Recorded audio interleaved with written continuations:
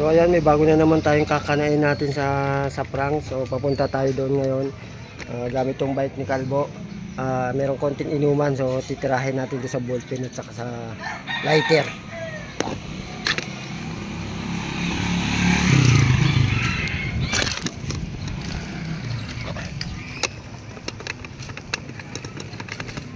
Tignan natin kung mayayari natin yung mga tamulmul.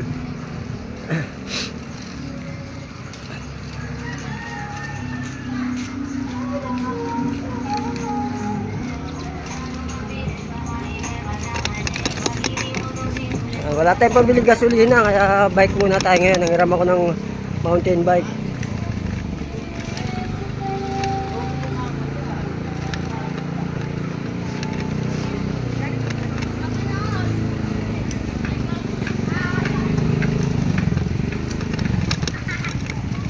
Tignan natin kung uubra pa yung pan natin.